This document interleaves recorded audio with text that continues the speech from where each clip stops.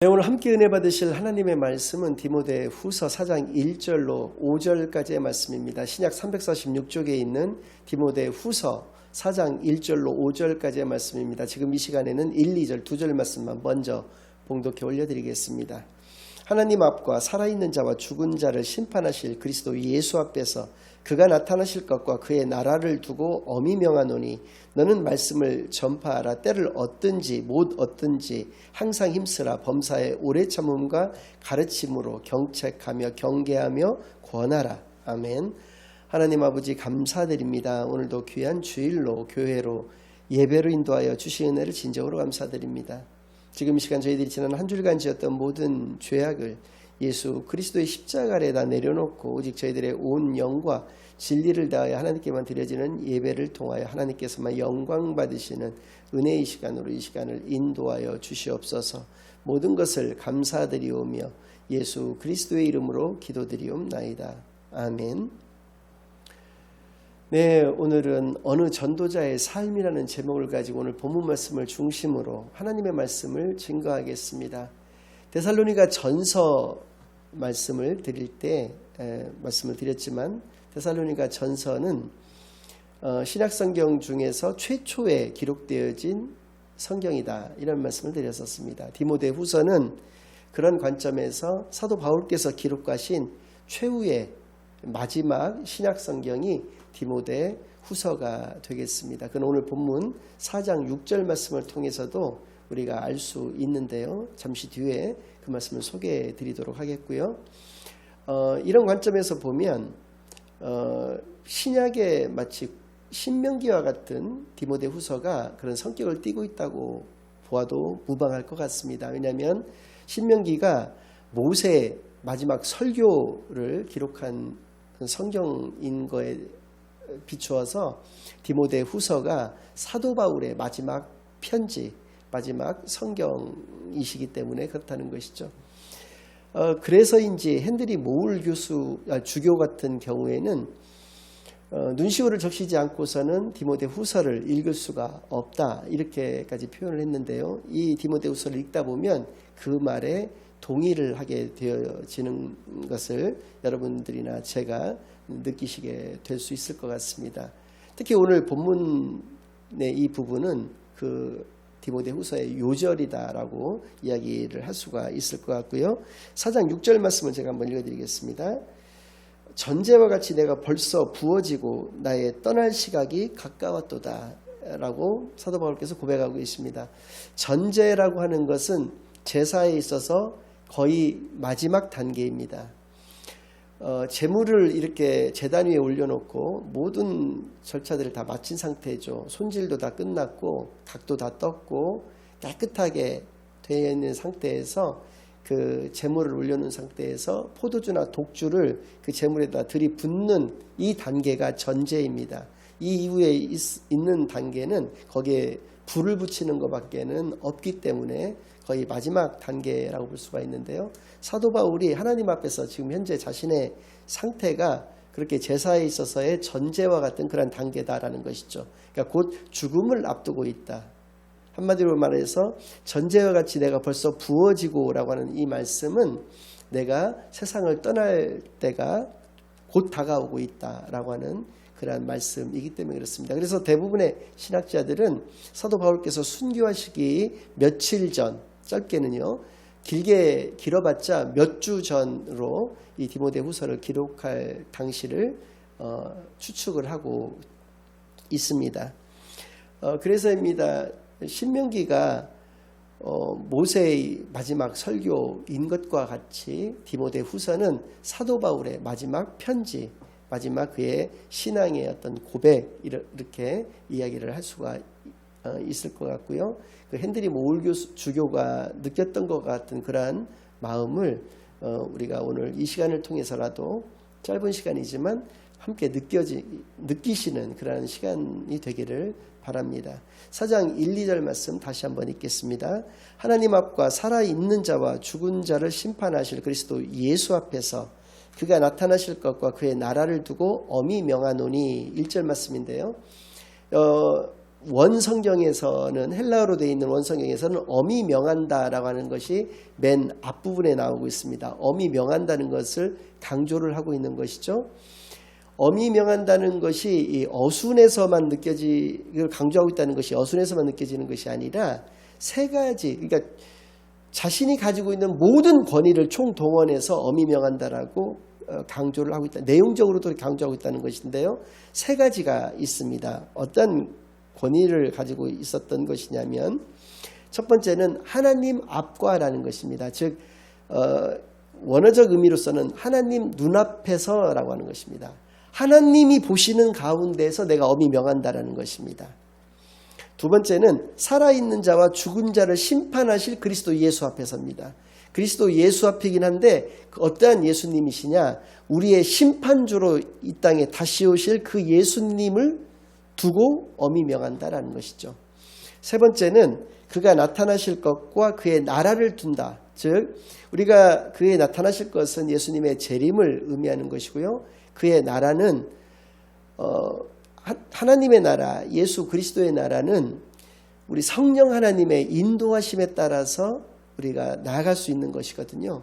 그래서입니다. 성부 하나님, 성자 하나님, 성령 하나님을 두고, 그것을 이제 세상말로 얘기를 한다면 이 세 분을 걸고 내가 엄히 명한다라고 하기 때문에 자신이 가지고 있는 모든 권위를 다 총동원해서 엄히 명한다라고 강조하고 있다는 것이죠. 무엇을요? 2절 상반부, 너는 말씀을 전파하라는 것이죠. 말씀을 전파한다. 말씀은 복음입니다. 복음을 증거해야 된다는 것이죠. 여기서 너는 물론 디모데입니다. 그러나 디모데에게 보낸 서신서에서의 너라는 표현으로 인해서 디모데에게만이라고 생각하신다면 그것은 성경을 잘못 읽고 잘못 이해하고 계시는 것이죠. 그것은 바로 거기에다가 밑줄을 긋고 자신의 이름들을 채워 넣어야 되는 것이죠. 저와 같은 경우는 김문성 너는 말씀을 전파하라는 것이죠. 하나님 앞과 살아있는 자와 죽은 자를 심판하실 예수 그리스도 앞과 그의 나타나실 것과 그의 나라를 두고 엄히 명하는 그 내용은 바로 너는 말씀을 전파하라 라고 하는 것이죠. 그리고 어떻게 전파해야 되느냐, 때를 얻든지 못 얻든지 전파하라는 것입니다. 때를 얻든지 못 얻든지 말씀을 증거할 수 있는, 복음을 전파할 수 있는 그 좋은 시간을 가지든지 갖지 못하든지 라는 그런 의미를 가지고 있습니다. 많은 사람들이 이 대목을 오해합니다. 그래서 무례히 증거를 해도 괜찮은 것으로 그렇게 알고 있는, 그러니까 아무 때나 막 전파해도 되는 것으로 알고 있는 경우가 많습니다. 그러나 이 의미는 때를 얻든지 못 얻든지 전파라는 것은 아무 때나 무례하게 증거하라는 것이 아니라 게으르지 말고 나태하지 않은 그런 삶의 자세로서 살아갈 것을 말씀하신 것이죠. 사랑장이라고 일컬어지는 고린도전서 13장 그 5절 말씀을 제가 잠깐 읽어드릴 텐데요. 복음을 증거하는 것만큼 우리가 이웃을 사랑하는 가장 대표적이고 가장 완성적인 형태는 없습니다. 그래서입니다. 사랑을 어떻게 13장 5절에서 정의를 하고 있느냐 하면 무례히 행하지 아니하며 자기의 유익을 구하지 아니하며 성내지 아니하며 악한 것을 생각하지 아니하며 라고 말씀하고 계시는 것이죠. 무례히 행하지 아니한다 분명히 말씀하고 있습니다. 남의 영업장을 찾아가서 수업하고 있는 교실에 찾아가서 남들이 다 지금 조용하게 이렇게 자기 각자 할 일을 하고 있는 대중교통 속에서 갑자기 이렇게 수업을 방해하고 사람들의 개인 시간을 방해하고 남의 장사나 그 사업을 방해하면서까지 복음을 증거하는 것, 그것이 바로 이 디모데 후서 4장 2절 말씀을 내가 내 삶 속에서 실천하는 것이라고 생각하는 것, 잘못됐다는 것이죠. 복음은 분명히 자기의 유익을 구하지 아니한다는 것에서 알 수 있는 바와 같이 자기 자신을 위해서 증거하는 것이 아닙니다. 바로 남을 위해서 증거하는 것이 복음 증거이기 때문에 결코 무례히 행해서는 안 된다라고 하는 것을 우리로 하여금 알게 해 주시는 것이죠. 그러면 복음 증거는 어떻게 하는 것이냐? 마태복음 5장 16절 말씀 속에 또 나와 있습니다. 제가 봉독해 올려드리겠습니다.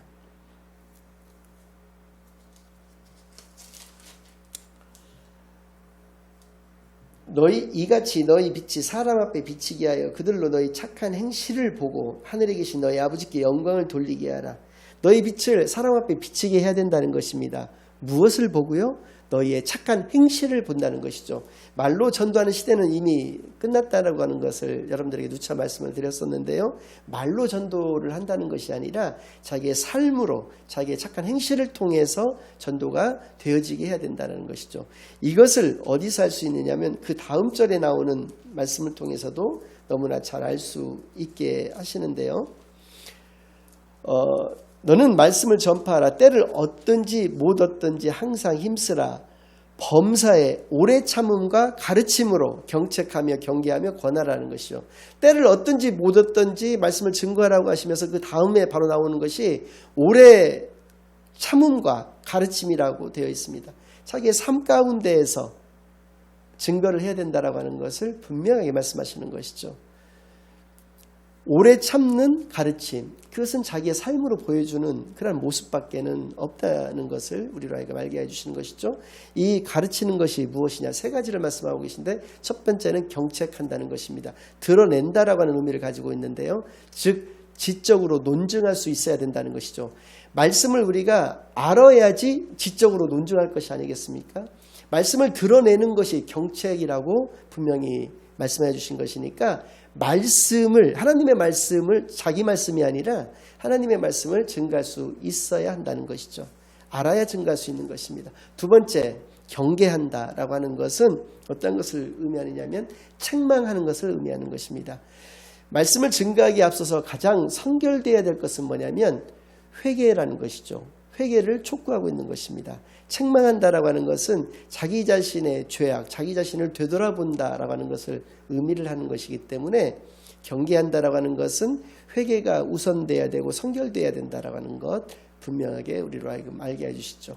권한다라고 하는 것은 위로한다라고 하는 의미를 가지고 있습니다. 즉 위로하다, 권면하다 또는 격려하다 이런 의미를 가지고 있죠.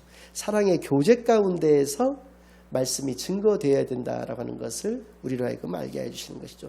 이런 삶을 사도 바울께서는 살아내셨습니다. 그래서 자기의 영의 아들이라고 할 수 있는 디모데에게 이러한 목회자적 삶을 살아갈 것을 권하고 있는 것이죠. 4장 3절로부터 5절까지의 말씀입니다. 때가 이르니니 사람이 바른 교훈을 받지 아니하며, 바른 교훈에 대해서는 지난 시간에도 한번 말씀을 드렸는데요. 이것은 바른이라고 하는 표현은 건강한이라고 하는 의미를 가지고 있거든요. 그러니까 건강한 교훈입니다. 건강한 교훈이라는 것은 건강한 진리를 의미하는 것이고 참된 복음을 의미하는 것이죠. 이 바른 교훈이라고 하는 것은 두 가지가 있어서는 안 된다라고 하는 것이 그 다음에 4절까지 나오고 있는데요.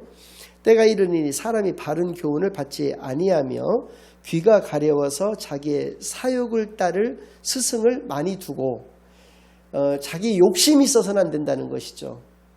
바른 교훈이 나에게 있기 위해서는 내 개인적인 사욕, 욕심이 있어서는 바른 교훈을 알아볼 수 있는 눈과 그것을 따를 수 있는 지혜를 가질 수가 없다. 이것을 말씀하고 계신 것이죠. 두 번째는 또 그 귀를 진리에서 돌이켜 허탄한 이야기를 따르리라.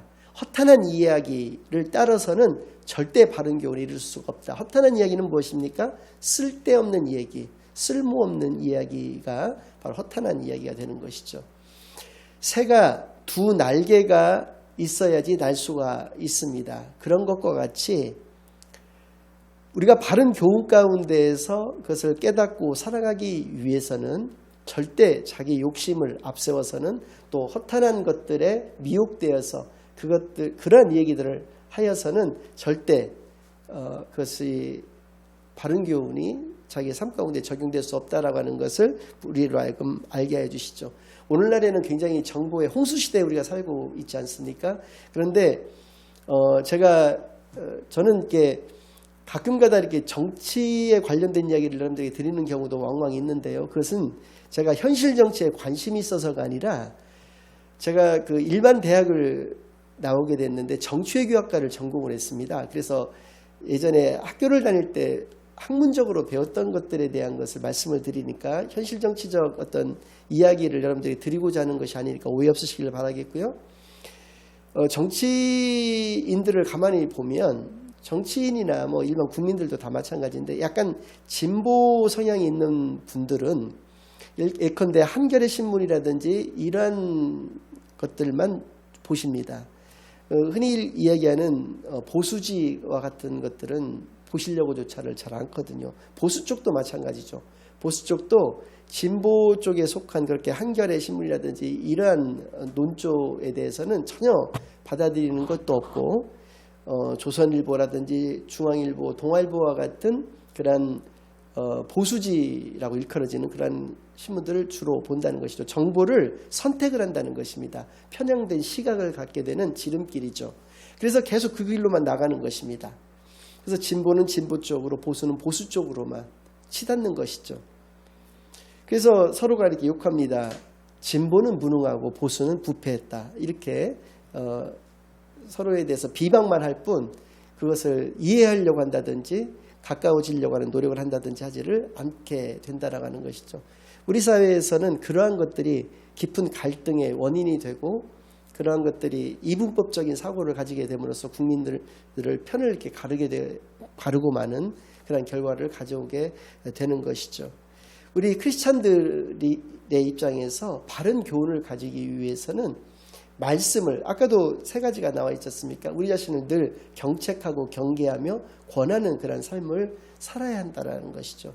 그래서 우리는 새의 두 날개와 같은 그런 균형 잡힌 그런 삶을 살아가야 된다는 것을 이야기를 하시면서 마지막으로 5절에서는 전도자의 삶이란 어떤 것이냐.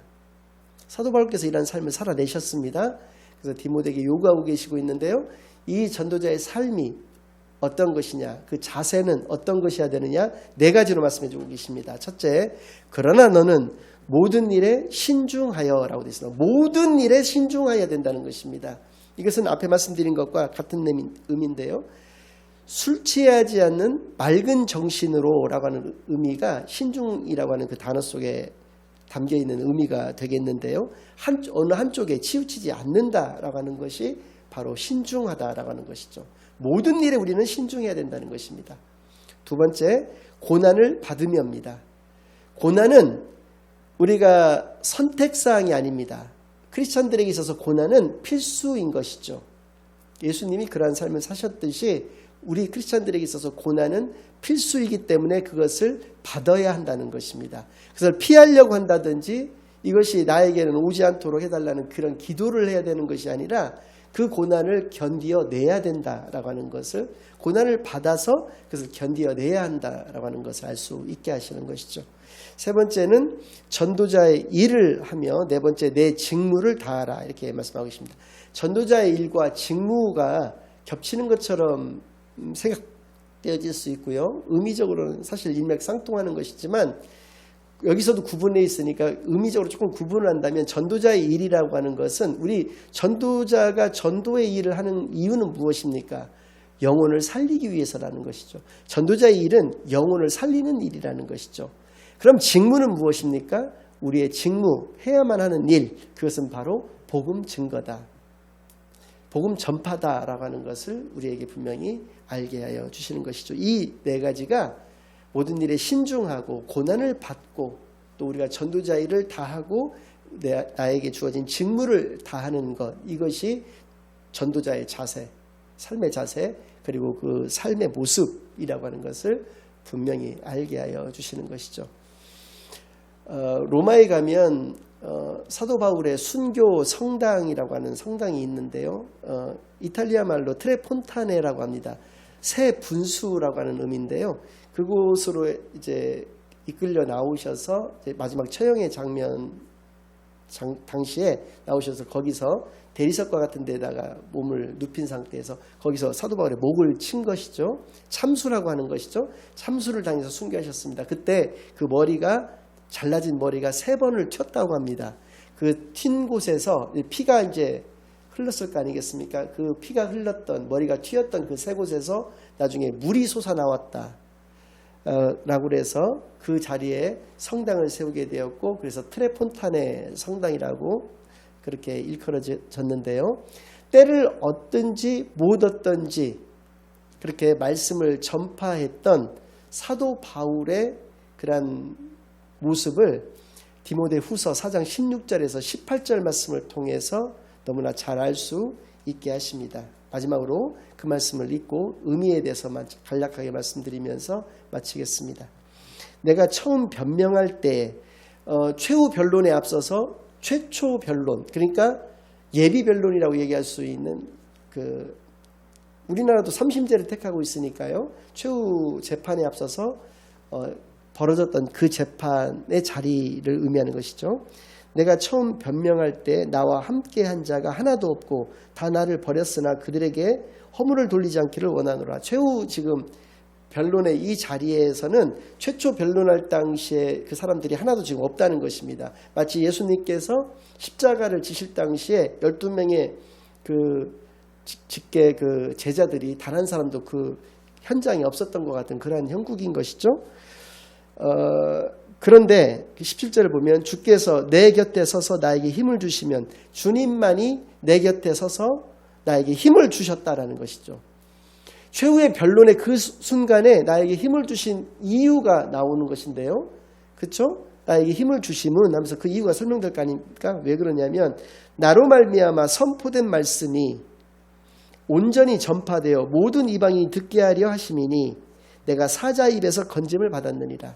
내가 그때까지 죽지 않고 최후 변론의 자리에까지 올 수 있었던 것은 내 자신을 구해달라고 하는 변론의 시간을 갖기 위함이 아니라 선포된 그 하나님의 말씀, 선포된 그 예수 그리스도, 그것을 이 믿지 않는 이방인들, 로마 황제를 비롯해서 이 로마의 이 위정자들, 이 시민들 앞에서 복음을 증거할 수 있도록 나에게 힘을 주셨다라고 하는 것을 의미하는 것이죠.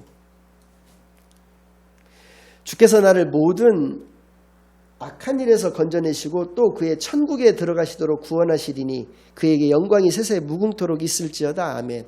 즉 자신이 이렇게 자기 자신에 대해서 변론하는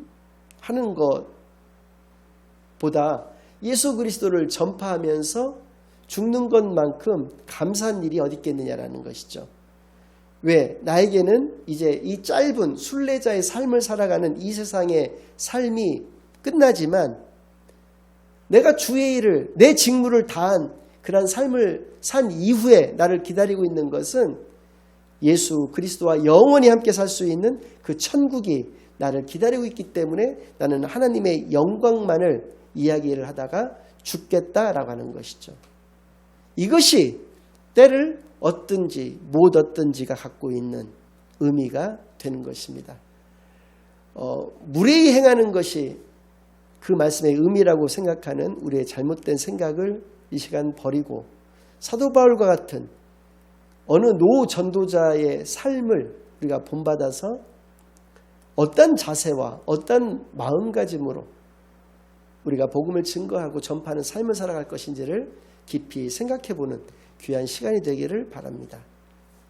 이제는 우리 주 예수 그리스도의 은혜와 아버지 하나님의 극진하신 사랑과 성령 하나님의 내주인도 역사 교통하심이 어느 노 전도자의 삶을, 그 삶의 모습을 우리가 살펴보고 그 사도 바울의 귀한 삶의 그 반자취를 똑같이 걸어가고자 다짐하고 결심하고 돌아가는 모든 사랑하는 주의 자녀들과 그 가정 위에 이제로부터 영원까지 항상 함께 있을지어다.